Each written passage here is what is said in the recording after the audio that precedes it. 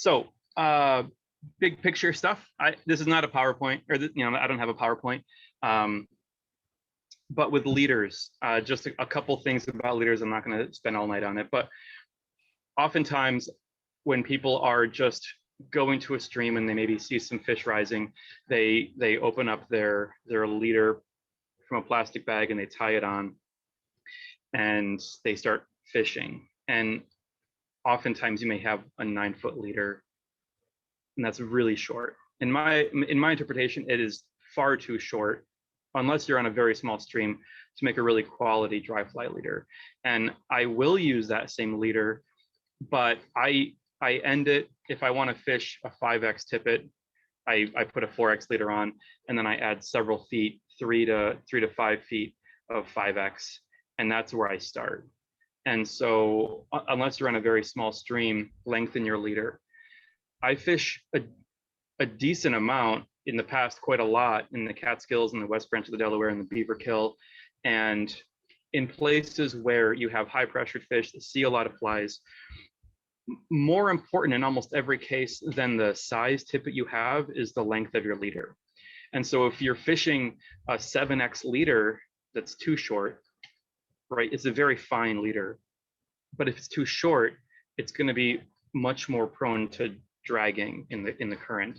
And so I'll often fish maybe a 4X leader or a 5X several feet longer, and I often try to approach the fish from upstream, cast downstream to them, in what's called a puddle cast. And so I'll cast, and then at the very end, as the line unrolls, wiggle the rod back and forth, and that's going to put S loops in your leader. So when it lands, you have quite a bit of room for that fly to float before it begins dragging. And then as it's floating, feed line out to that fish, right? And that's a much more subtle approach than the traditional upstream cast.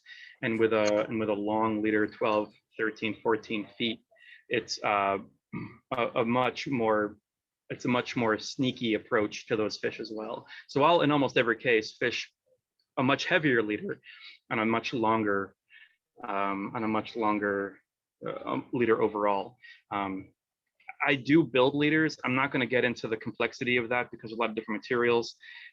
But my baseline when I build leaders is, if you go to the new George Harvey leader, not the old one, but the new one that uses more sort of soft materials, that's kind of my go-to in general. So if you were to go to either the original George Harvey leader or the new, you'll be in good shape. Biggest difference is he transitioned from really heavy, stiff, a lot of maxima, to softer, more supple materials with the newer one. Both are good. The newer one is more streamlined. A lot of people ask about fluorocarbon versus nylon for tippets, and there's advantages to both. This is like nuanced stuff, but I like to just carry fluoro because it's simpler than having duplicates of everything. I don't have to carry that much stuff. Nylon floats better, so theoretically it helps with the dry fly drift on a certain level, potentially. But in some ways, I think that the fluoro sinking is, in a 10-second drift, is not that important, but I think it breaks the surface tension and is less visible to fish when it's sunk, if that makes sense. So I prefer fluoro, especially because it sinks, which I think makes it more subtle. It's more abrasion resistant, and I don't have to carry twice as much stuff. So just a couple notes on that. I'm not gonna dig too deep. Use what you want. Nylon's cheaper, so it works great. But I think that I just prefer having fluoro just for simplicity's sake for me. And the other component I wanted to mention that I forgot to say earlier, because I teach a lot of people how to fly fish, and a very common occurrence is the dry fly spinning, which is a direct correlation with a tippet that's too light, right? So the tippet has to be stiff enough and heavy enough to cast the dry fly without spinning it. So if you're seeing a large amount of spinning, either go to a different dry fly that's less wind resistant, or just change to a heavier tippet that's going to be stiff enough to prevent that from happening. It's a simple fix, but people get hung up about it. And once that happens a few times, it kind of gets diluted to the point where it's hard to like fully straighten it back out again and use it, and you just got to cut it off and sort of bring it anyway. So it's just one of those finer points that I happen to see a lot, and so I wanted to bring that up. The other, this is like kind of my last, one of my last little things is sort of, I use quite a few hopper droppers, right? So I fish a lot of nymphs, and so I don't usually fish a grasshopper, but I fish big bushy dry flies that work great as an indicator, sometimes get eaten, but more often than not, just float my nymphs through a section, and I really feel like I'm gonna confidently get hit on the nymph instead of the dry fly, because I'm a nymph guy. But so maybe what I'll do for just a second is switch cameras, because it's not going to be really easy to show this with, I know that this webcam is a little blurry and I apologize for that. So I'm going to switch over to my other camera. Okay, so I have some, this I think is like 6x or something, and I have a fly. So oftentimes when people think of the hopper dropper, they're going to tie their tippet, right? So the top fly, the floating fly, they're going to tie around the bend of the hook. There's some problems with it. One of which is the fact that many times you're fishing barbless hooks. And so with a barbless hook, it's just going to, it can slide right off very easily. The other problem is if a fish eats a dry fly that has a tippet tied to the bend of the hook, it can oftentimes prevent you from getting as good a hook set as you could otherwise. So my preference, when I want to dye a nymph off of this, I'm a huge fan of the Davy knot. And so when I tie my dry fly on, I tie it with enough tag end to function as my dropper material. So I'll tie my, just a standard Davy or a double Davy. And again, so my thing, I guess, and I apologize because I kind of feel like I'm rushing through some of this stuff. I've found it's very easy to, if you try to cover too much stuff in a talk, you get lost in the weeds. I'm trying to touch on some points to show you some things, but I feel like you're all capable individuals, and if you felt driven to learn a Davy knot, you know how to use the Google machine to do so. So I'm not going to show you a Davy knot, but I wanted to just show you. I like it because it's tiny and it's really strong, by the way, and it's easy to tie. But it also is really easy to tie without the curly cue that often happens with like improved clinch, for instance, and you can really adjust the length of the tippet very easily. So in showing you this, my purpose is to say, there is your tippet to your leader, and then on the bottom, I'm knocking everything over. And then on the bottom, you have what's going to be your dropper. So rather than tying off that tippet material to the bend of your hook, you can tie it off in the eye of the hook. And so this is a much, it's a superior in every way method, because it's a really good knot. It isn't relying on you having a barb on your hook. And it's not going to impact if a fish eats the dry. It's not going to impact that at all, because it's a standard Davy coming right off of it. And then you have another Davy or whatever knot you choose to your dropper. And you can, of course, make this longer. I often find myself fishing dry with an emerger underneath it, or just a very small 16, 18 bead head underneath it. Just, you know, just enough weight to kind of let it sit and kind of and float down accordingly.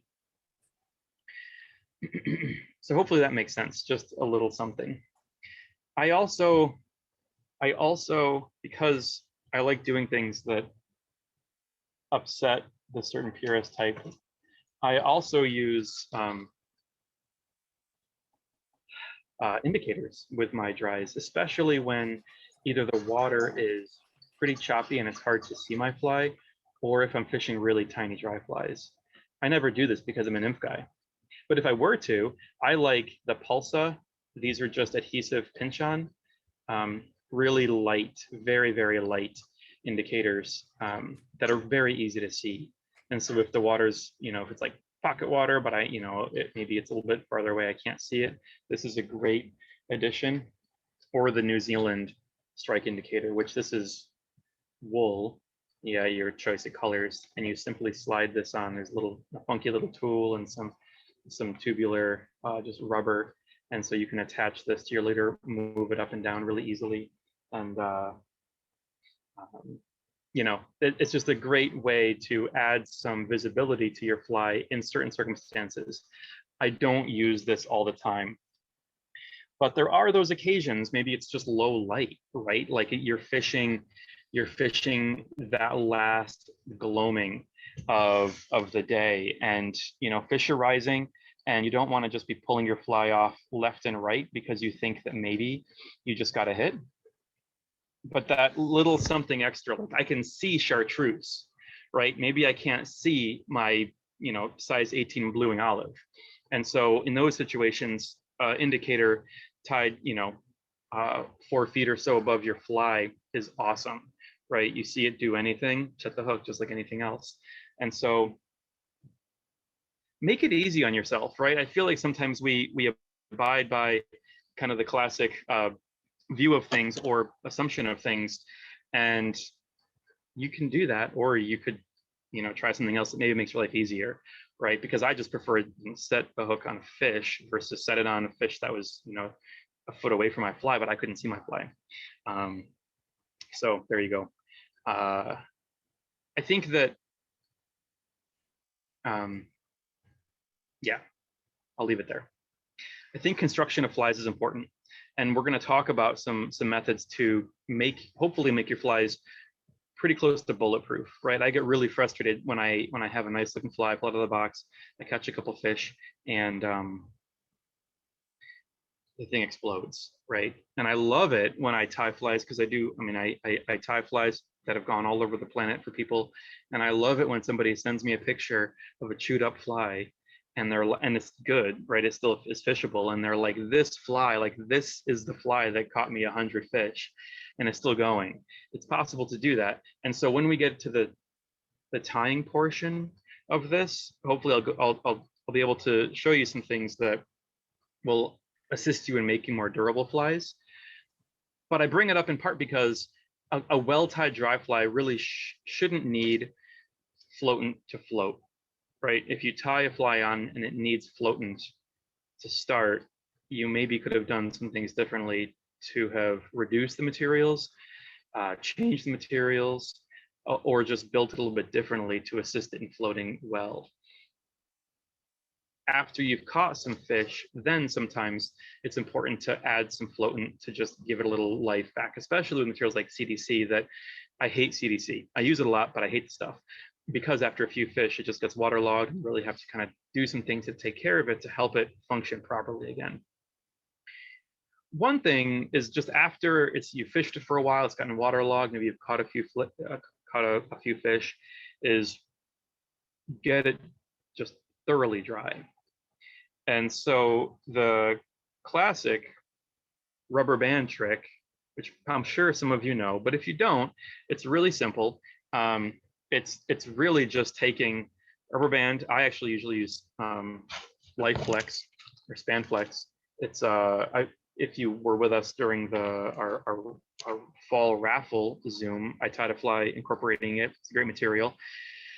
Do the same thing with that, and I usually carry that on the string with me. But all that you do is you simply, let's just say that your dry fly is on a leader, it's waterlogged, it's not floating very well, you want to dry it off.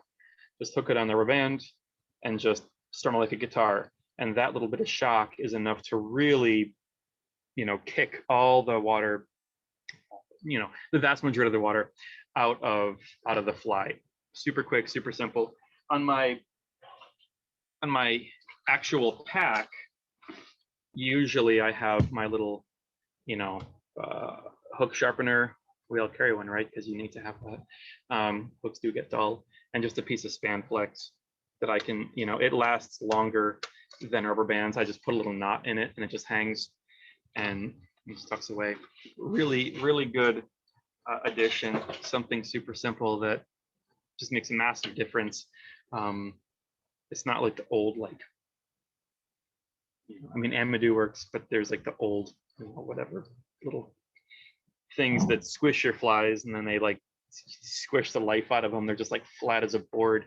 That kind of makes all the fibers really come back to life.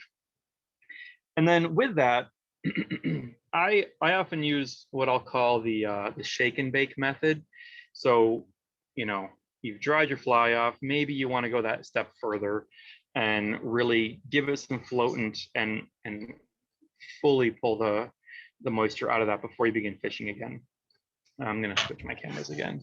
I can show you some things maybe a touch easier. So a few of my go-tos are Shimazaki Dry Shake. So this is just a powder. It's a desiccant and floatant. Sorry, my friends are blowing up my phone. If you can hear all that, I apologize. I'm gonna try to mute my phone. So Shimazaki Dry Shake. This is some Japanese formulation. I'm not really sure, but it's awesome. This makes, especially with CDC, this makes them just kick butt again after you've caught a bunch of fish. This really brings them back to life. But when I say shake and bake, a lot of times what I'll do is before I add that, I'll use Loon Loxa. This is probably, in my experience, the best liquid floatant that I've come across. The stuff is amazing. And so if you coat it in Loxa, and then Loxa, I have no idea how to pronounce this, but it's what it is. And then toss it in the dry shake. Oh my God, that thing will, I mean, you can throw it in a whirlpool and it'll keep just chugging along just fine. It is really, it makes a fly just float forever. And another one that I like is Top Ride, which dries flies out really, really well. So worth having a few things with you to make sure you're, performance-wise, a wet fly will sink to do anything, but you want to make sure, if you're going to kind of expect the most out of your time on the water, to just have things with you to assist you to that end, right? So you start off good with some quality dry flies, right? They have to be quality or they're not going to work right. And then from there, taking care of them, having them on that appropriate sized leader and tippet that's long enough to really be able to get those drag-free drifts. And then once you've successfully caught some fish, drying it all out and then doing it over again, right? That's the ideal. So hopefully that was enough to give you just something to kickstart. If you've been using gink forever, maybe consider something else. It might cost a bit more, but it also lasts a while because you don't use it much, especially because everyone fishes nymphs and nobody fishes dry flies anyway, because you catch more fish on nymphs. Anyway, sorry. Dries are awesome. Cool. So like I said, it's important to have good quality dry flies to start. And so hooks are important and thread is important.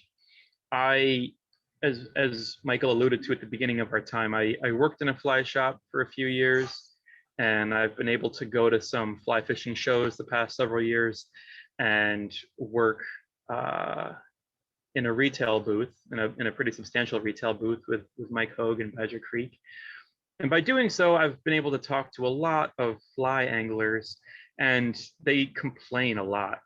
And I think it's interesting, it's telling the things that come up the most. And one of the really common complaints is about thread. Like a lot of people complain about thread, and for good reason, because it's frustrating when you get a spool and it doesn't pull off smoothly, or it seems to break too easily. And so just a few things to consider when you are storing your thread, right? I'm sure that many of us like to have a, oh man, sorry. I thought I was gonna catch that, but I didn't see that little thing pop up. I apologize, everyone. There we go. I think it's important to make sure that when you store your thread, it's nice to have it out on display. We have these nice big wooden, material displays. We often try to put our desks near a window, but UV degradation is real. And so a lot of times people complain about their thread breaking prematurely when maybe they just weren't storing it right. So you know, I think it's important because we're using really fine thread for dries to place it, you know, put it someplace in some kind of container, put it away from the window. Don't just have it, it will degrade and the color will fade too. So because, you know, I use a lot of like 14-aught, 16-aught, on the heavy end for dries would be 8-aught. And so it's frustrating to have it disintegrate prematurely, but it's a simple fix. Again, a lot of things are just simple fixes. And so where you store it is important. If you put it in a place that's just out of the sunlight, it'll last a lot longer than if it's right up next to a window on this nice, big, beautiful, like oak material chest thing that many of us have. Cool. What else? Yeah, use the smallest thread that you're comfortable with, right? And so if you're new to fly tying, maybe don't try 16-aught, maybe try 8-aught first and get accustomed to it. You could tie a larger dry fly like a 10 or a 12 and use 6-aught, and you can do it and it's fine. And then as you get maybe more comfortable with thread control and tension, you can begin to, you know, use less. Whenever I teach, you know, like in a normal world, I'm teaching at Cornell University. So I work with like 13 students a year and teach them all how to tie flies. And so the first thing I do once they've tied their thread onto a hook is break it. That's the first thing I have them do, right? Because I think it's really good to know like what are the limits. And so, you know, just get enough thread in there to like hold it and then just break it a bunch of times, right? And then you can kind of really begin playing with it and realize, like, okay, so this is what I can do with it and not break it. So really important, just those things is be like, with anything, if you can find the obstacle, right, what makes it hard, if you can figure that out, then finding the solution is a lot easier. So if you just break your thread a bunch and you get used to what that feels like, you're going to break it a lot less once you have that familiarity with it. Something to consider. That being said, I do like a lot of pretty thin threads, and we're lucky, you know, I mean, I'm not that old, but I've also been tying for 20 some years. And so when I began tying, it was like, you know, you have 6-aught, 8-aught, that's great. But now we have companies making these threads that are absurdly thin and are ridiculously strong. So we're really lucky. And so, you know, spend another $1 on a spool and maybe get like a, we'll talk about materials here momentarily, but maybe find a thread, play with it, and you know, like a Vivus thread, like a 14-aught Vivus is absurdly strong for how thin it is. So we're lucky that, you know, we have access to these materials that are just outstanding, just really fantastic. And in the same way that I would recommend not having your materials, any material really, but thread in particular, stored near a window, don't buy a ton of thread until you really feel like you have a reason to buy it. I use 3 colors of thread. You know, I use like a cream, a brown, and a green. And that's for my dries, and that's everything. Like, I mean, that's everything. So I can get by with a pretty, like a relatively small inventory and not have to have, you know, thread sitting around for a long time, just sitting on my shelf getting old. So just something to consider. Like we tend to overdo it as fly tyers with materials in general. You don't have to. If you don't have a need for it, don't buy it. I think that's a good metaphor in general in our overly consumptive society. Anywho, I digress. Should we tie fly? I'm gonna pretend I heard a bunch of people saying, absolutely, yeah, Eric, stop talking about others. Any questions before we move on? I feel like I'm kind of rushing through this, and I'm sorry, everyone. But if you have a question, this would be the like a nice, like organic, natural time to toss one out there to me.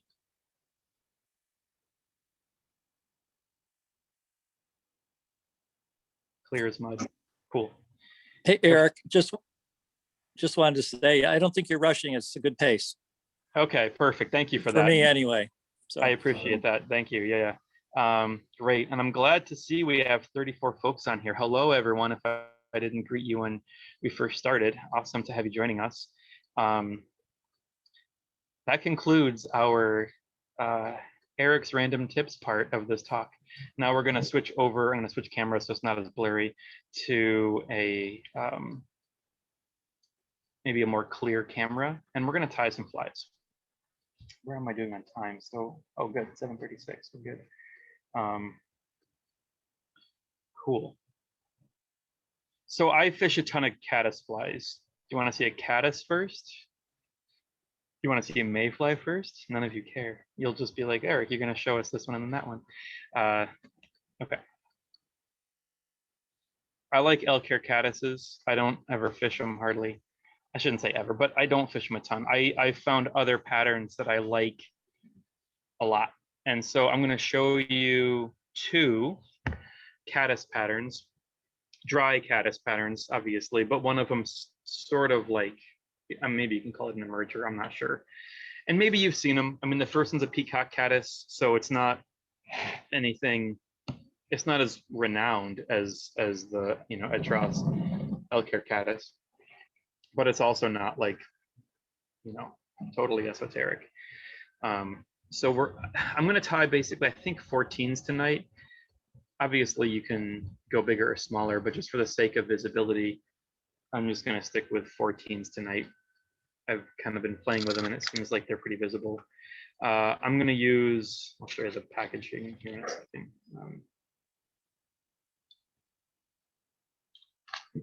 But Mustad Classic 94840, just a standard straight shank dry fly hook. This thing's been around forever and it still works really well. I debarb them typically. There's a lot of great hooks out there, but I'm a fly tyer, and so I bought hundreds thinking I needed them, which means I have hundreds left, even if I tie a ton of them. So we're gonna just get started with a peacock caddis. And we're gonna use, this is, Mike Hoag's on here. I feel like you gotta be on here, Mike. I asked you the other day, I don't remember who ties this. It's from the UK, and this is my more often than not thread that I'm reaching to. It's really nice. It's very small, it's plenty strong. And so whatever the company is, if Mike feels like speaking up, he can, or he'll, you know, leave us in the dark. But the spool looks like this. Dark brown. Nothing in nature is black, so I find myself almost never using black thread. Maybe it's superstition, but I feel like the most important thing is to be confident, right? If you're confident, you're set up for success. And I don't feel confident fishing dry flies with black thread. Maybe I'm weird. All right. Can somebody just say, that looks pretty good? I feel like it looks pretty good. All right. So first tip for a nice uniform body, leave yourself a tag end when you are starting your thread and keep that nice high angle, because that naturally kicks the wrap that you're doing down right next to the previous wrap. So, Eric, Yo. the thread is Gordon Griff's. It's from England. Thank you. Gordon Griff's from England. All right. So peacock caddis. I love peacock as a material, but we all know how fragile it is. And so I'm going to create a chenille to wrap the, so I love the look of peacock when you simply wrap it on the hook and you don't touch it. That's, to me, it's beautiful. When all the fibers are angled back, that nice kind of curved shape looks fantastic. You catch one fish, you know, and it's shredded. You can use a kind of wire or other materials to wrap up through it that does help make it more durable. It kind of denudes it to a certain extent. And so I'm going to use a piece of just 7X monofilament, and this is going to be the core of my chenille. So I'll just tie this in first, going, you know, 3/4 of the way up the hook shank. I don't want to go all the way up because I like to keep as little up at the front as I possibly can. I don't like crowding the eye of the hook. And so there's the core. Now we're just going to go to Peacock Eye, and for a size 14 fly, 3 or 4 fibers are all that you're going to need. Now I can tie these in at the butts, a little more durable, but then the taper's going the wrong way because fibers are a touch longer here, and it's a little bit thicker here. So I'm going to tie them in at the tip, just so that the taper of the body is kind of more like how I want it to be.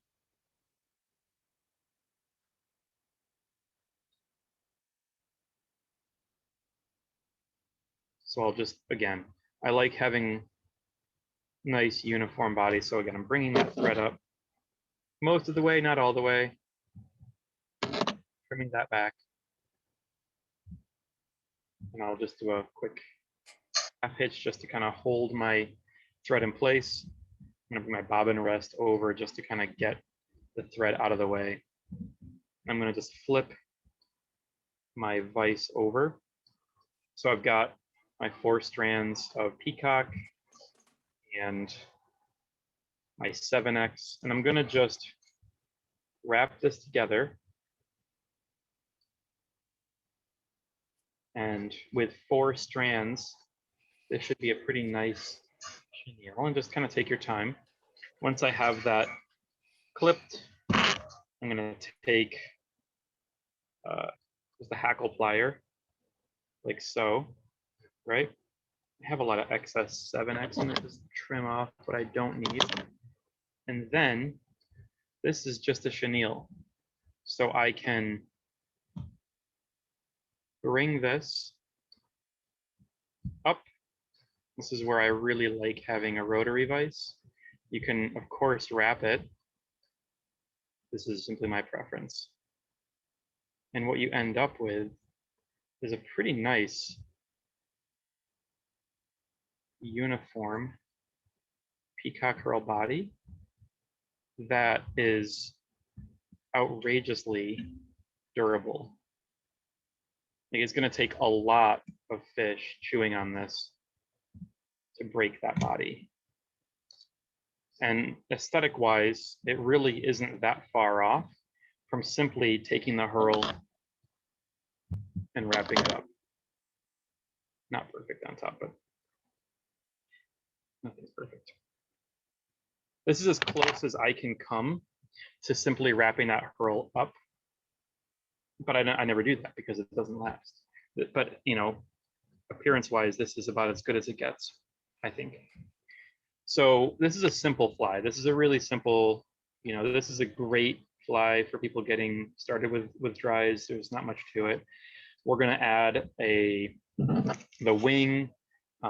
This is a coastal deer hair dark. This is a good general pattern. I fish this. This is probably my most fished dry fly, for whatever that's worth. But I never fish dries because I'm okay. Okay. So small clump of dark coastal deer hair. Shake that out just because I do things like nicely. We'll put it in the stacker. Nice, neat, clean, except that I have a backwards fiber in here. How did that get in there? Okay. Go just about a third, quarter longer beyond the bend of the hook. A little longer wing. We all know caddis have nice long wings. Just doing some soft loops and then tensioning in between to really get the hair to flare. In between, just a single wrap, tighten in between, really anchors the fibers nicely. And I don't have to do a ton of wraps with it, right? 6 or 7 wraps and I'm good to go. Come in. trim.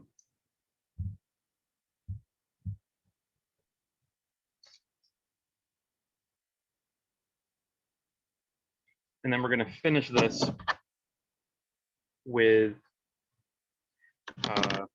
just a dark dun genetic hackle fiber. Super simple fly. Just trim that stem a little bit more. Palmer.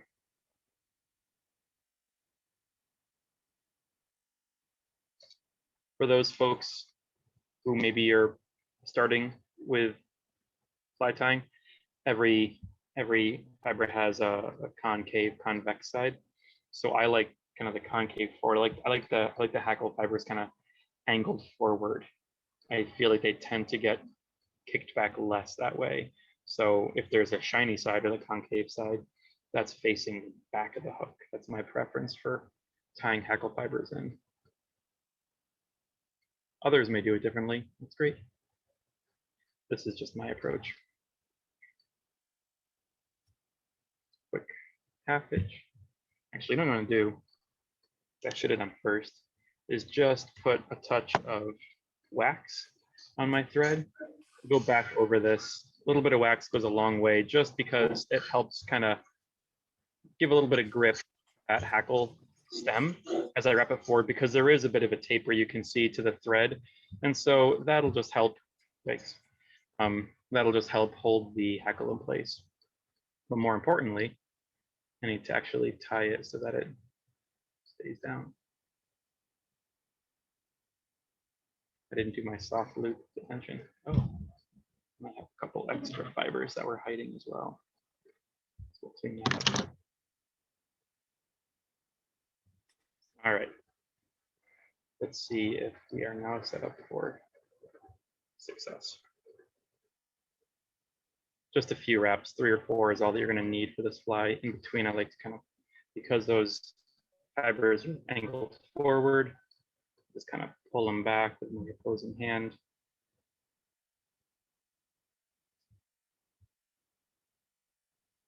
One, 2, 3, 4 wraps.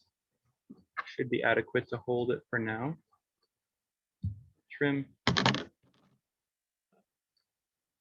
Sometimes I'll kind of just pull these extra fibers back, but they have a different angle than the rest, so I usually trim them out of there. Okay. So we live in 2021 and we have access to all kinds of weird, cool stuff. So you can half hitch a fly. Great. I do that. I also use a lot of UV resin. So another way, especially for some flies where, you know, you're trying to keep it really streamlined, really subtle, what you can do is take, so first thing I do, this is just bone dry from Solarez, my favorite head cement. First thing I do is I cut the little applicator brush off, because that's not good for anything. I find myself always using a bodkin to apply this stuff. I can touch it on the head if I want, or I can just put it on the thread, and you'll see, maybe if the camera picks it up, there's little, yeah, you can kind of see like little sort of droplets or beads on there. Then, and I know this isn't the cleanest head of this fly. I apologize to those folks out there that trying. So yeah, just a few more wraps, because that basically you've coated the head with UV cement, but it's also saturated, so it's within the wraps. And then I can just hit it with a light. So I'll do just a couple seconds, let it sit, hit it again, a couple more seconds, make sure I get all the angles. Doing it that way versus just one long blast on prevents it from overheating. Durable. So a couple short bursts is all that you need. And then I'll just kind of find right where that thread comes off, trim. Peacock caddis, super, super fishy fly. Like I said, this is This is the fly that I fish more than anything else. Floats like a cork, lasts for a long time. Definitely a favorite of mine. Cool. All right, one down. Try another one. I'll do another peacock fly, or I'm sorry, another caddis fly. I apologize. So this you could do, you know, it sits more in the film. So I'm calling it kind of an emerger. I don't know if it's really that. I don't know if anybody else has done it. Probably has. Nothing in fly fishing is new. Somebody's always done everything before you. And that's fine because we're all pursuing the same thing. So another same hook, 94840. I'm actually going to use a different thread for this. This is a Vivus. This is for peanut. This is their E10 in kind of a camel color. Wicked strong thread, like silly strong, but incredibly thin. So if you're finding like, if you're looking for maybe the ideal dry fly thread, I feel like this is it. I like other threads. You know, the UTC 70 strand, I use this quite a bit. I like that it's multi-strand, so it lays really flat. You can split it if you wanted to do really fine stuff. But by and large, I use that. I forgot the name already. This other one from England, Griffiths something or other. I use that the most, but this Viva stuff is really outstanding.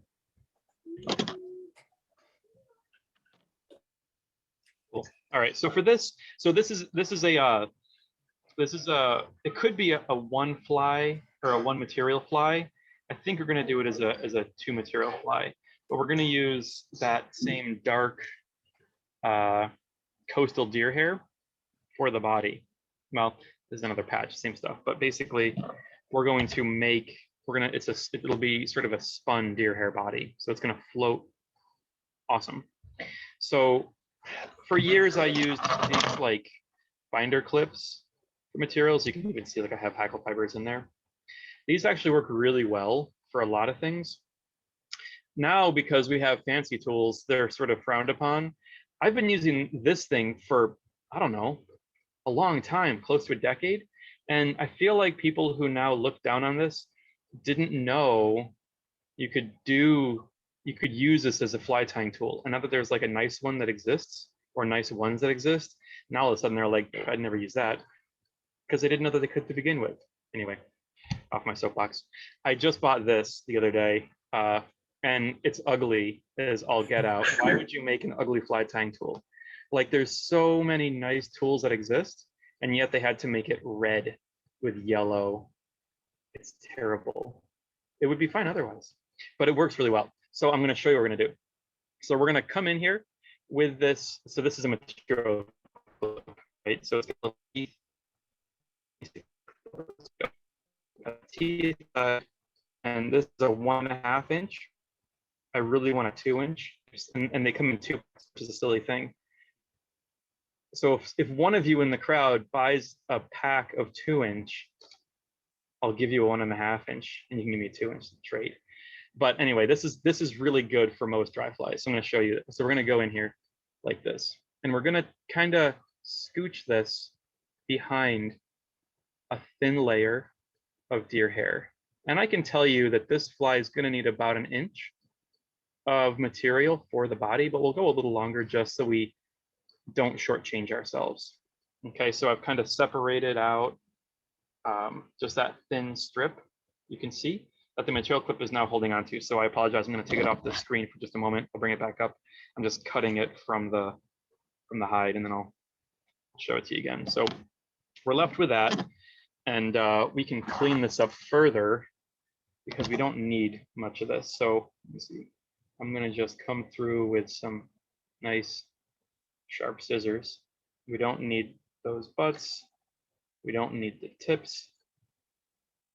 So we're just kind of setting ourselves up. I'm going to remove some of that under fluff as well. That also is not necessary for this fly. So we're left with that, right? That's maybe, I don't know, half inch. Not really sure, something like a half inch. And I changed to this Vivus because it is a little more durable. And so we're gonna do a dubbing loop body with this deer hair. And so I'm gonna take just a dubbing tool. So I'm wrapping over. You kind of see I'm gonna give myself plenty to work with. I don't like short changing myself. I'm gonna just do a few reps. Bring the thread up to the front. Just do a half hitch. Again, leaving as much space as I can in the front. And I will once again just use my little bobbin holder, get that out of the way. All right, so I'm gonna come through, make sure this is totally open there. So I'm gonna come through and I'm just gonna put some wax, just again to give us a little advantage holding materials in place. Okay, it's kind of stuck together. So we're gonna just open this up. I have a bunch of dubbing loop tools. For this application, I like that this one opens and you can just close it with that little bit of tension. Works great because what I can do is just open it, bring that loop up within it, getting it pretty close to the bend of the hook. Okay, and then I can close it. And what I'm gonna do, I'm gonna get that bobbin puller a little bit. I'm gonna spin, I'm gonna just kind of start to spin just enough to really tension that thread. And then once I feel like it's tension, I'm gonna just pull that tool out. I'm gonna just continue spinning. And what you're gonna see is a really nice uniform brush become developed, okay? Looks pretty good.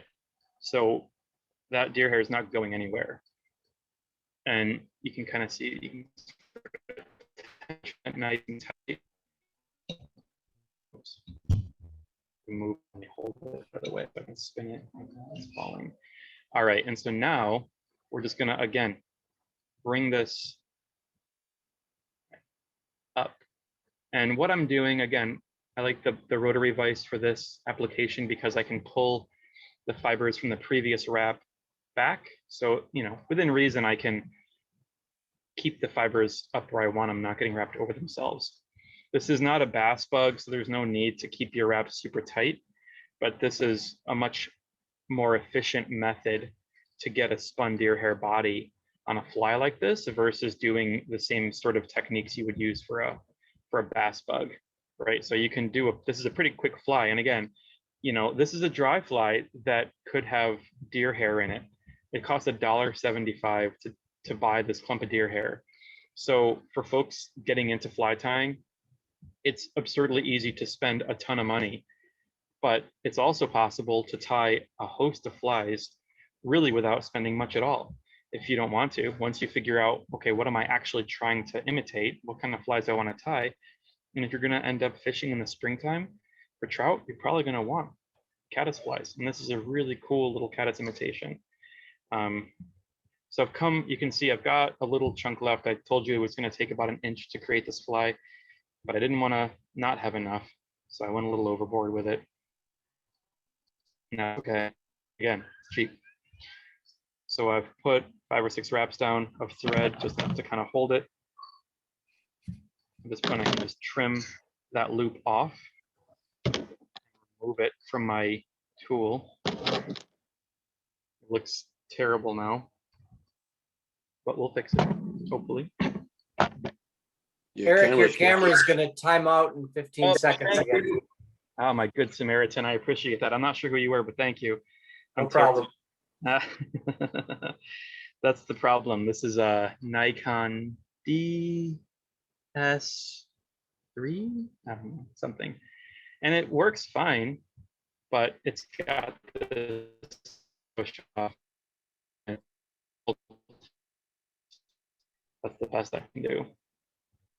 All right, so I'm just taking my thumb or finger, pushing that material back. I want to give myself some space because I need to tie the wing in, and I'll do a little kind of a head on this fly. You don't have to, you could just tie a wing in and then leave it at that.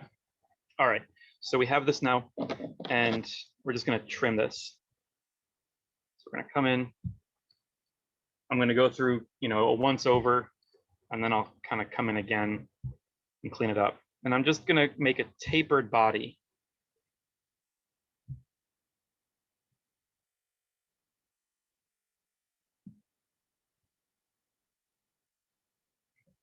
Kind of get those longer fibers out of there. Start to kind of clean it up a little bit.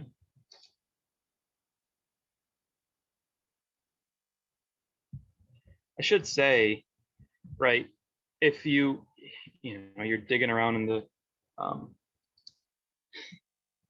if you're digging around under rocks and you come across those cased caddis that have used stones or what have you to create their cases, you can basically do this. If you take like a 2x long hook, this could be your you put lead underbody on, you do this deer hair over top of it, and then just a touch of like chartreuse and brown on the front.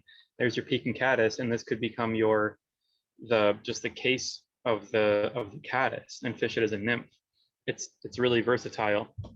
For now, it's going to float, and it's going to float really well.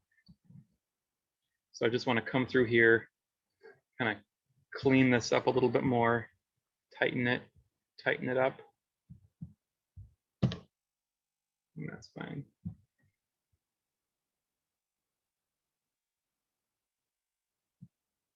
Fat little caddis body. All right. So there's that. Come back, dark coastal deer hair. We'll just do a small clump for the wing.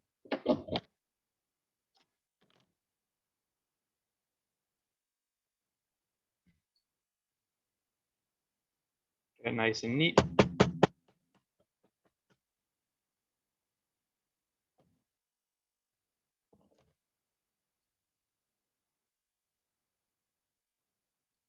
If you're asleep, say aye.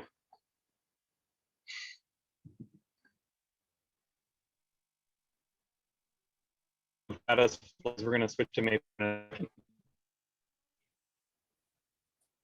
All right, same deal. A little beyond the hook, bend, one soft loop. I want you to notice something too, right? So in terms of, this is like a common thing that I see people doing is you're wrapping and your natural inclination is to then keep that same angle and reef on your thread. And that is what's going to break it. So the angle right there is what's going to break it. So if you pull down straight and you remove that tight, hard angle from the thread, it's going to last a heck of a lot longer. It's going to break. It's going to not break. Much better. So just a little something if maybe you haven't noticed it and you've wondered, why is this thread breaking all the time? Well, just try that because it puts a lot less stress on it when you remove that hard angle. Anywho, teachable moment. So we're going to come through once again, kind of same deal as before, and clean this up. And then I will often just leave it like that. But I also am a huge fan of snowshoes. So the way that I often finish this fly, I'll do now. And so you can either, if you are driven to tie this fly, you can leave it here, or just kind of tie down all those butts and then kind of flare it. I like kind of that flared wings. Just take a thumb and kind of push down so it kind of spreads. And then we're just going to come in with just a little snowshoe bunny foot, a little under fur. This is a dark gray. I use a lot of just sort of broad spectrum dry flies, I guess I'll call them. But I often find that I don't always necessarily have to have the exact thing. I think presentation is crucial, and then the actual pattern is secondary, usually. So we're just going to do a little head of snowshoe, and then finish this off. So that's a 2 material fly that floats like a cork. Super effective. And I don't know, I mean, I'm not the only person who does that, but I also, it's not like a super common technique that I tend to see. So maybe it's, maybe it's new to you. Questions about the deer hair caddis? All right, cool. Sweet. All right. So sort of second to caddis flies is emergers for me. I fish a ton of emergers. And so we're gonna switch hooks. We're gonna go to a Daiichi 1167, size 14. So this is a bent shank emerger hook. Okay. And this is a pretty long shanked hook. So I would call it size or so. So if this is a size 14, but this is going to create a much larger fly than the previous 94850 or 94840. So it's hard to, if you don't see the hooks in person, to know sometimes what's the right size. So I would call this maybe like, because I think of that classic mustad as sort of like, to me, what a hook should be. So if it deviates from that, then it's going to be either larger or smaller. All right.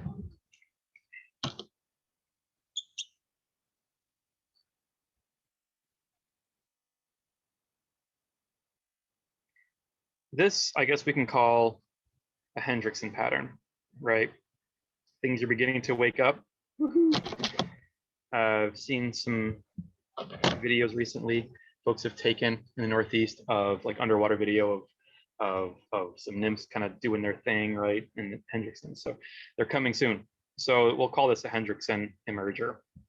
And it's got a little more to it, I guess, a little more complexity, but we'll see what you think of it. We're gonna use a little bit of, this is just dark brown Antron for a tail, right? Usually sold on these cards. This is Orvis Antron brown, in case you want to go buy it. This is, only maybe a dozen fibers or so. I'm gonna do a little bit longer. This is a nice tailing fiber for emergers. So this is going to kind of sit in the film, but the butt of it's going to probably be underwater, and that's okay. That's where it should be. So again, 2/3 of the way up, I want to keep that headspace as clear as I can, so I don't crowd the eye as much as possible. All right, I'm going to bring our thread back down. And dubbing I like is Jack Fields in PA. I guess manufactures this stuff. Electric wool. This is really versatile material. I use it for big like wool head, like sculpin flies as well. It's got just a little touch of flash. I don't even know if you can kind of see, just barely any, just enough to kind of say so. But it's all ridiculously fine. So this is a nice body material for this fly. Good color. This is mocha latte. And I want to keep this pretty sparse, right? When I teach dry flies to folks just learning, I use the analogy of just sort of painting your thread, right? Just kind of painting your thread. You don't really want to add much bulk. You want to keep it streamlined and bless you. So just enough to kind of give it a little taper, a little bulk. I can always add more if this isn't enough. No problem. I'm going to bring this up. Perfect. All right, and then we're just going to use a little touch of orange foam, right? And yeah, sorry, my connection is a little unstable. Hopefully it doesn't drop on me. I live kind of in the middle of nowhere, big glacial valley. So hopefully I don't lose you. If I do, I'll come back. So this is just a little tiny piece of foam that I cut from this huge piece of foam that I got from some craft store. They usually come in 2 different thicknesses. This is the thinner of the 2. And so you can see I've cut a little bit out of it, but you don't need much for this. This is just a thin little strip. So this is going to do a couple things. It's going to give some flotation. It's going to give me my post to kind of build my legs on. And it'll also give me just like a whisper of visibility, not much. But you know, in terms of accuracy, Hendricksons do have that like kind of orange eyes, and as their thorax gets sort of ready to split, it's kind of like that orange back as well. So it's, I'd say, pretty, you know, accurate in that sense as well. So we're going to use we're going to make a dubbing loop to create this, and it's going to be, I don't know, a layered approach. And so, how do I say, you know, we end up with these materials, and sometimes it's just like, man, I wish I could do something different with that. So like this is a neck that I got from Bill Keogh for musky flies, and it's really nice feathers for musky flies. But there's some nice fibers on it as well. But the feathers themselves are terrible, right? They would never work to like tie in as a dry fly. So you can see like there's decent fibers. There's some webbiness, but the fibers themselves are pretty good. But they're kind of long. Obviously, I can't tie, like, you know, way soft. But I wish I could just do something with this. So we're going to do something with this, and I'll show you what. To be able to utilize this feather for a dry fly that would otherwise not be what I would categorize a dry fly feather. And so we're going to use this feather, which is sort of a light tan. And then we're also going to use CDC. This is a medium dun CDC feather. Okay, so not the little puffs. This is an actual feather. And we're going to find one that doesn't have a ton of wildly long fibers on it. Actually, this one's not good. Yeah, I don't like CDC at all. Stuff is terrible, but it fishes really well, so I use it. All right. So you can see most of the fibers, the ones at the bottom are kind of super long. We'll get rid of those. So you got this, oh, wasn't here, sorry. You got the CDC feather, and we have this thing. Okay, so what are we going to do?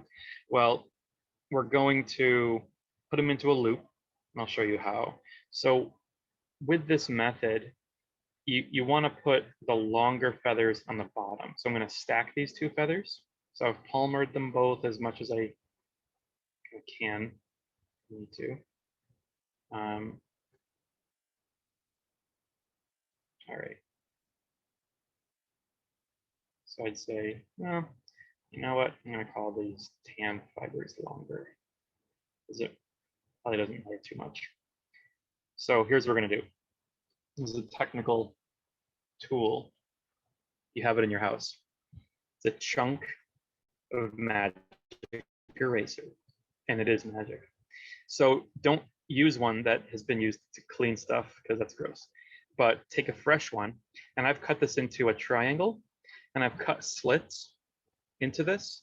And because the slits become damn near invisible, I've just taken a marker to them, but you can kind of see like these are all cut out. So they go from about, you know, maybe, I don't know, half an inch or so on up to several inches across.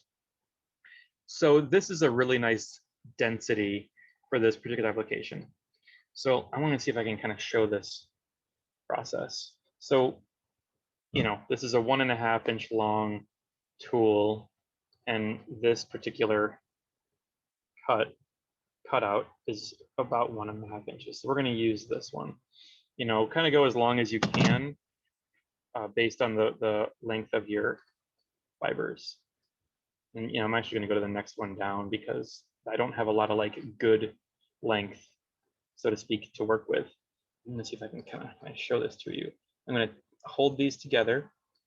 This is not hard, but it's hard when you're trying to do it on camera, so bear with me. I want to kind of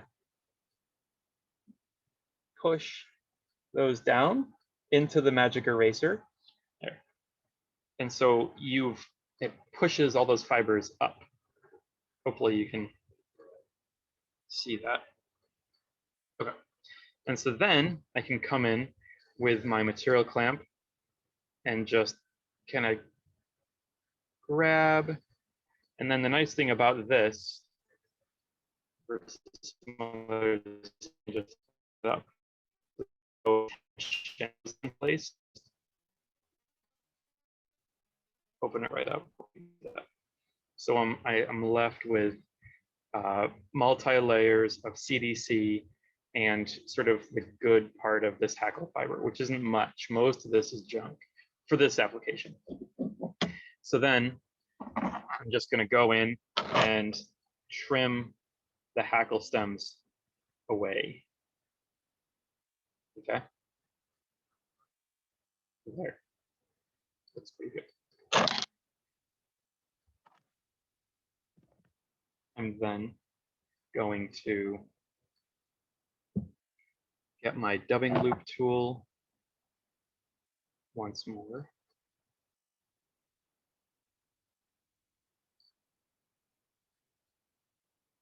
And this can be a little fussy, I'll be totally honest with you. It's not too bad, but it can, you know, fussy, that's all. Just a little half hitch just to kind of hold it in place. Come back with my wax just to give us a little extra grip. No, just because I forgot to do it before. Leave that there. I'm gonna fill in the thorax and then I'm gonna tie this in because it's gonna be easier this way to do it than the other way around. So come back through with my electric wool. This can be a little bit thicker because it is the thorax. So it's all right if it's a little chubby up here. That's all right. Go behind once, twice. Just kind of fill that space. There we go, looking pretty good.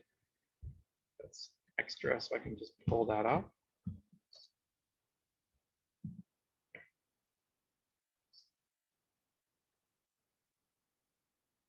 Okay, more like it. So this is like kind of the annoying part, and I'm actually going to trim this just a touch because you don't want a lot of extra length here. With that, if you're trying to capture as close to the tips as you can, but also not go insane trying to tie them in. So you kind of fed them in, and I want to get them as close to the end as I can without losing them. And that's the fussy part. That's really it. The rest of the fly is pretty easy.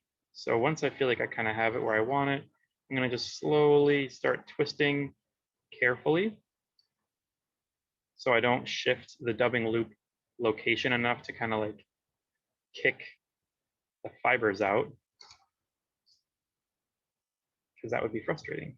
And then once I feel like I've tightened it enough, I can then carefully lose it. See, fussy. The other week I did a talk on Atlantic salmon flies for the FFI, and I tied a full dressed fly on camera and it went pretty well. And now I get caught up with a dubbing loop. I guess we all have our you know, our highs and our lows. What can I say? That's all right. Life happens. We can fix it. It's just one of those things. If you're upset that I made that mistake, I'll give you your money back for your ticket. I promise. It's coming. The check will be in the mail tomorrow. but that's the fussy bit, right? It's annoying. You can keep the butts out further, and it makes it vastly easier. The disadvantage is you're left with those butts when you do the loop, and it just, for this, it's not that big a deal. For some flies, it really doesn't look so good. And so, you know, pick your poison, I guess, is the moral of the story, right? Like, you can go easy on yourself and know that it's not going to be like as good as it could be, right? Or challenge yourself and know that you might need to try it again. But I don't know. I'm also a team building facilitator, so I talk a lot about like persistence, not giving up. So I guess staying calm is a good trait to have in life. All right, we'll try this again. I set the married wing of a Helmsdale Doctor the first try the other week. Should be able to do the dubbing loop with CDC and hackle fibers. All right, is it gonna work? Hey. So now that it's set, I'm gonna just twist it a little bit more, twist, twist, twist. And you know, the reality is, you can see there's kind of a gap between the top and where the foam is. Not ideal. I can work with it. What we're gonna do is sort of wrap it as you would a parachute. Okay. And usually it's going to be hard for you to see. My normal approach is to kind of hold it so that the post is towards me, and then I can hold the post with one hand and then flip the dubbing loop tool over with the other hand and just kind of do that. And you can go up pretty high with it, because what you're going to end up doing is we're going to be wrapping this foam forward, and it's going to be our wing case. So you're going to end up with all these fibers coming out kind of throughout it. And so you can go up pretty high and kind of bring it back down. And then once I feel like I'm kind of got it where I want it, I'll kind of bring that tool around, and then I can tie that down. Perfect. Okay. All is well that ends well. Although I guess the fly isn't done, so I shouldn't speak too soon. All right. So we've removed the tool. I'm going to take this and sort of pull the fibers out to the side. I'm going to leave this a little bit loose. So it is that loop. Do a few wraps just to hold it. Doesn't look as good as I want it to. It's too big. Go back, undo it. Get a little bit tighter.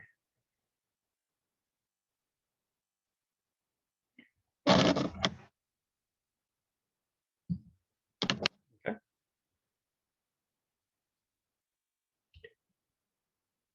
Encourage that back to touch.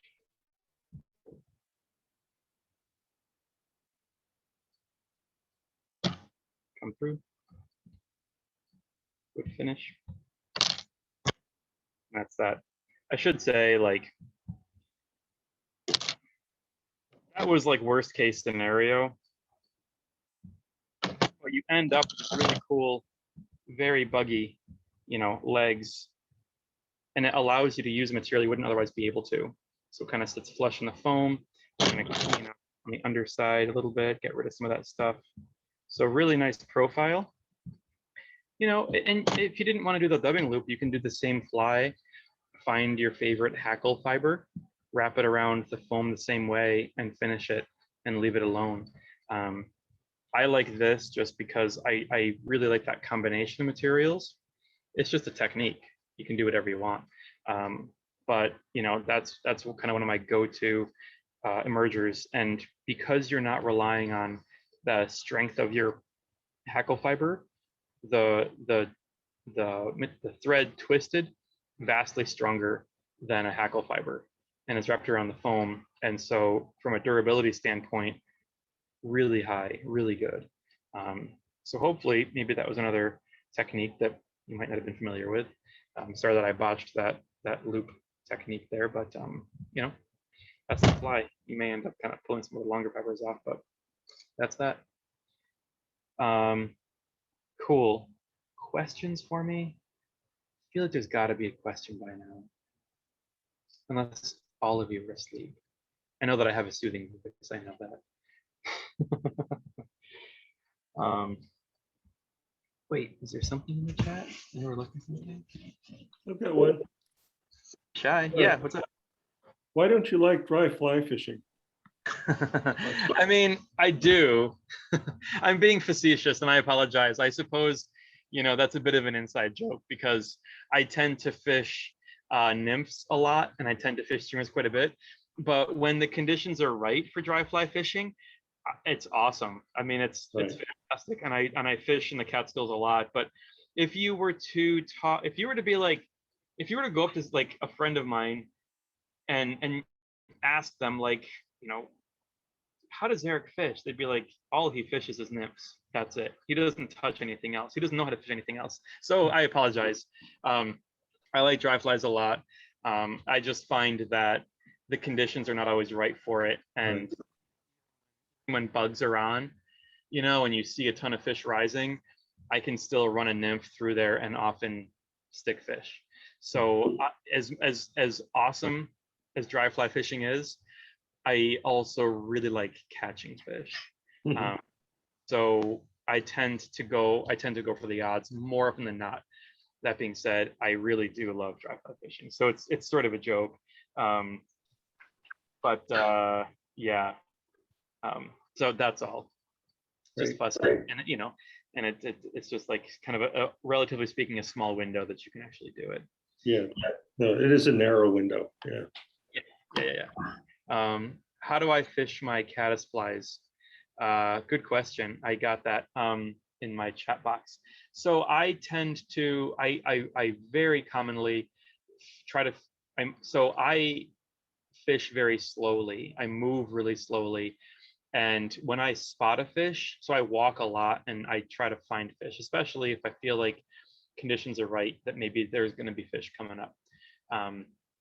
And so when I spot a fish, if I can figure out what it's eating, right? And with caddis flies, you know, the sort of telltale is big explosions on the surface. It's either going to be a caddis or some kind of fast-moving mayfly emerger is probably what they're eating. If you see these big splashy rises or the fish coming up out of the water, it's almost certainly going to be one of those two. And so if I can position myself upstream of that fish, and with a caddis fly, more often than not, unless it's like late in the hatch when they're kind of on their way out, those bugs move a ton. And so I like being able to fish a dry fly or a dry caddis on. I'll often grease my leader so the leader floats. I don't want it sinking at all for this, and I will do everything in my ability to make the fly float as high as possible. And I'm gonna I'll cast out and I'll just pull my rod up and Eric, your camera's going to Your come out. camera warning is on. Thank you, man. My good Samaritans for the night. Awesome. And just kind of like wiggle it, like bring the rod back and forth and kind of like pop it a little bit, because that is going to cause that fly to really kind of like skip and skitter on the surface. And these are all small movements, but they're all one after the other, and really just kind of like bounce around, pop around on the surface. And that really gets, you know, fish pretty well fired up. And yeah, and often what I'll do is if I know that there's fish around, if I do that, I'll bring my rod tip up as high as I feel like I'm comfortable going, and then I'll just drop it. And then it'll go from like, it's almost like when you're fishing a streamer, like big strip, big strip, big strip, and then you just kill it. It's the same thing. So, you know, all this erratic motion, you're bouncing that fly up on the surface, and then it just stops. And then it's just like resting in the surface, and I'll let it just kind of like drift, and I'll let my rod kind of go down with it. And then at the bottom end, I'll just do that again. And I might move my rod over 2 or 3 feet. So I'm doing the same motion, but in a different lane, right? I'll do that in a different current. And I might do that 3 or 4 times until I feel like, you know, there's nothing there, or I just terrified the hell out of that fish and it's not going to rise. But that's kind of like when, and that's like classic, like big caddis hatch, you know, there's bugs on and you really want your fly to be noticed. Sometimes you don't need to go that aggressive with it, and you can just kind of let it drift, or just occasional like pop and just pop, and a little occasional movement is all that you need. But by and large, and unless I really can't, I'm going to fish down to that fish. You can get much longer drifts, much less drag incorporated into the drifts, and I just feel more confident about it. So yeah, hopefully that answers the question. Cool. I see chats going on. Good question. Other questions for me? That was in the chat box. I think it might have been a private message in case you're wondering where that came from. Any other questions? All right. That's cool. All right. Well, I'll do one more quick fly then. If you know, if at the end there's a burning question, you can ask it, but I'll do one last fly. It'll be pretty quick, and then I can show you one last technique that, you know, maybe will benefit you. Maybe you've heard of it. I don't know. We're all starting from different places. So cool. All right. One last fly. Super simple. It's going to be comparadon style. Will be a hackle comparadon.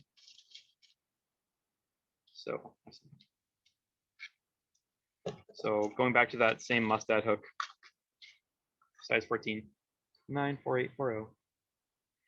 And many of my flies I use for a tailing fiber, either moose mane, I use a lot.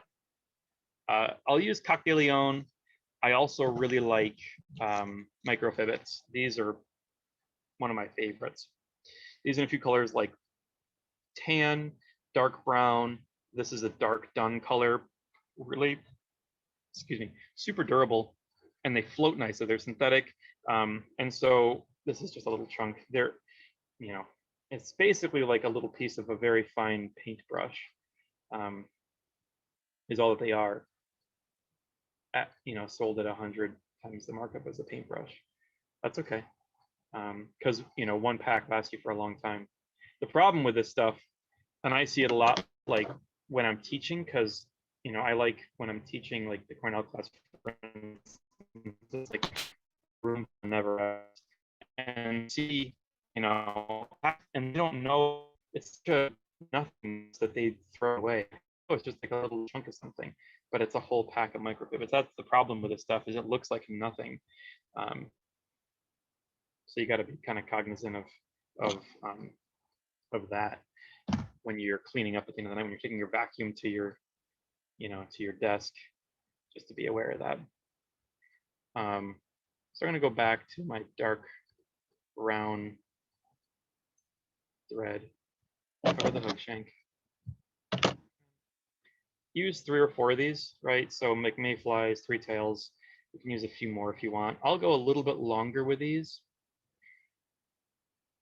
You know, within reason, we often, you know, we often tie our tails on our dry flies substantially shorter than an actual mayfly tail, right? You see mayflies in the film or in the trees, and their tails are vastly longer than what we tend to tie. But at a certain point, it becomes a little bit challenging to really do that and do it well, and have it not follow your fly.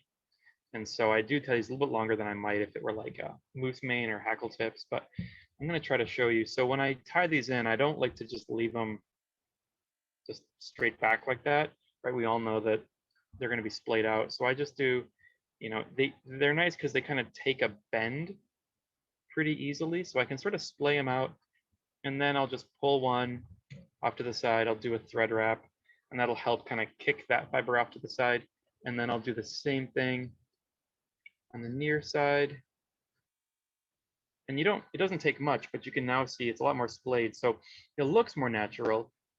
And then when it's on the surface, it gives it a lot better, like a platform or a keel to help hold your fly sitting flush where you want it. It doesn't take much to do that, but it goes a long way to, it's just one of those little details. The Henderson kick, I'll use some, this is just Australian possum. Nice. Very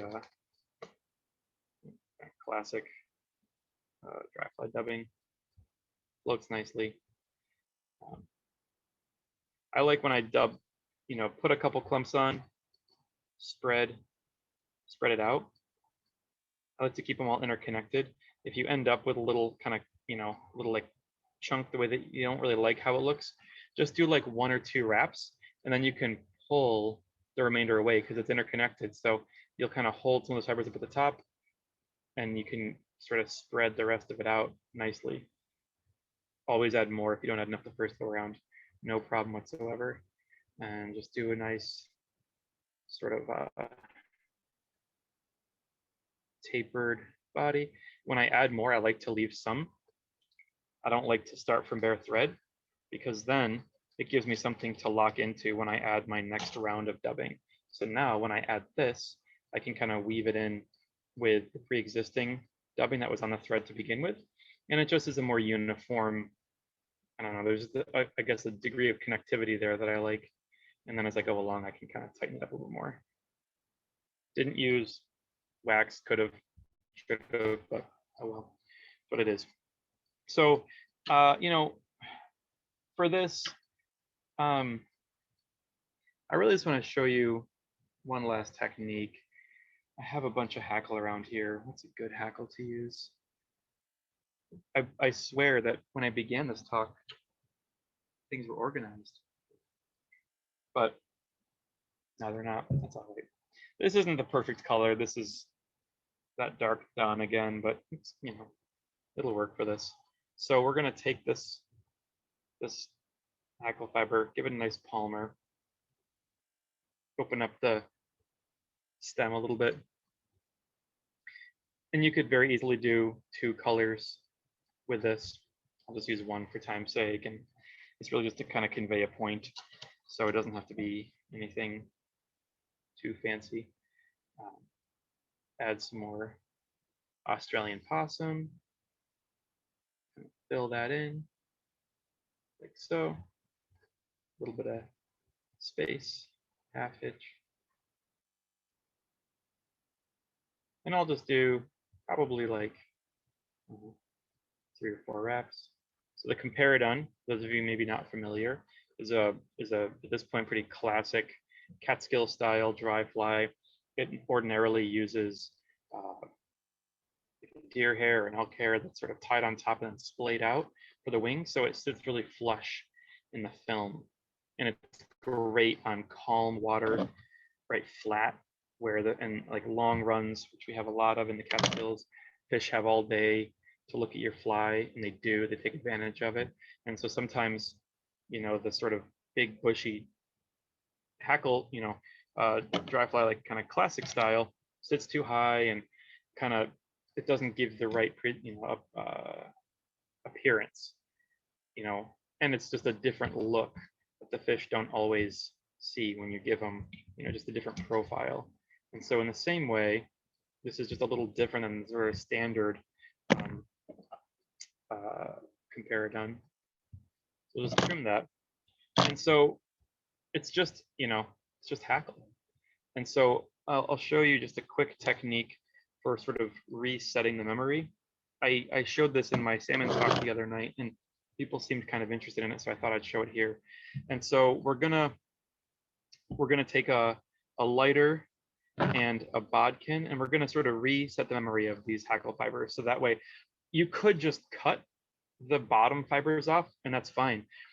But this way you end up with more fibers to give more support to the fly, you know, so you don't have to cut them. And so what we're gonna do, and this is basically like, I love D-loop tweezers. These things are super, super handy for a lot of flies. So I'm gonna just push these in on the bottom.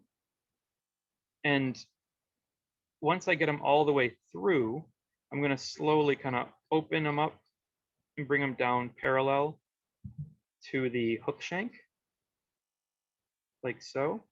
So I'm kind of, basically I have the fibers not on the bottom of the hook now.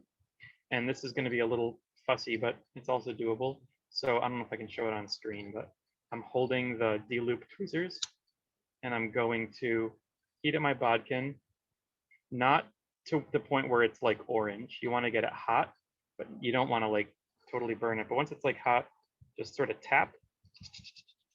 Don't get it like totally burning. But once you've done that, you've just reset the memory of those fibers. So now it'll sit flush. There's a few fibers that are kind of like off. I could do it again, but basically those fibers that were in the bottom are not going to be sitting on the sides, and that's permanent. Maybe some of you are familiar with the idea of like steaming certain materials to allow them to come back to their natural shape, right? You fill plastic bags with materials and you pack them in a box and you hang them on a shelf and you've kind of squished the life out of them. So a steaming of material kind of brings that life back. It kind of resets it to how it should be. And this is sort of the opposite. This is like you just heat it up to the point where it's now sort of, it's doing what you told it to, right? So you give it that enough heat and it'll kind of stay in that orientation. And so this just, it allows it to sit flush in the film, but there's more hackle fibers there to give it support. So simple fly, you know, really simple, but just a cool technique that I use, you know, here and there with certain patterns. I'd love to answer questions if anybody has any. That's the final fly. I will actually switch over to my other camera. And by all means, if you know, if you're wondering something, ask away.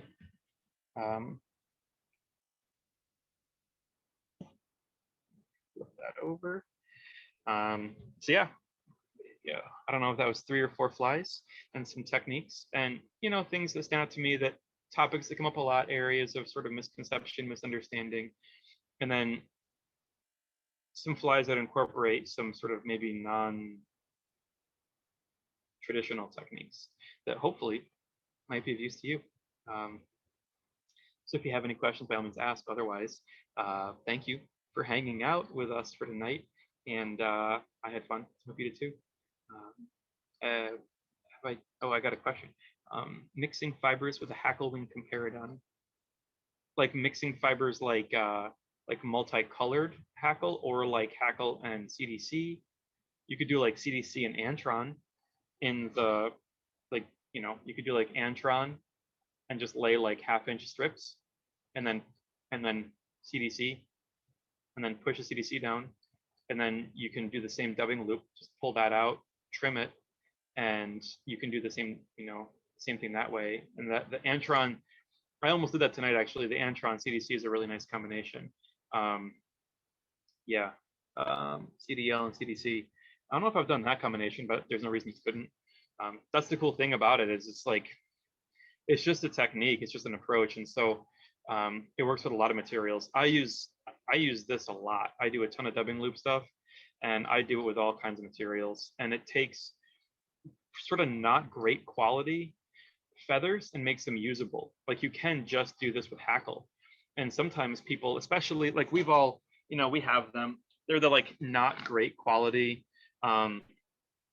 saddles and necks. And, you know, there's like good feathers on them. And there's a lot that are like, man, if that hackle stem was a little bit thinner, or if the hackle fibers were a little bit shorter, just do that, stick it in here. And it takes a little bit of practice, as you saw. Like, even, I mean, I've done it a ton, and even I goofed on it. But then what you can do is you can put it in a loop and then just trim it to the length that you want, spin it, and then use that as, and just wrap it as a hackle. And that's a really good way to be able to use hackle fibers that would otherwise not be good hackle feathers for a dry fly, if that makes sense. But yeah, totally. Really opens up a lot of materials that would otherwise just not be that great. Cool. All right, well, it seems like questions have been answered. Thanks again for hanging out with us. Hope you can walk away with something.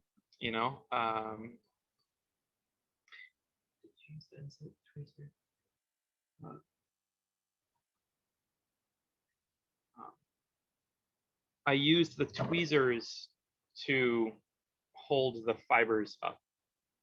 I don't know, that might have been your question. I'm not positive. I use these a lot. You could use these for a dubbing loop, but they don't work as well.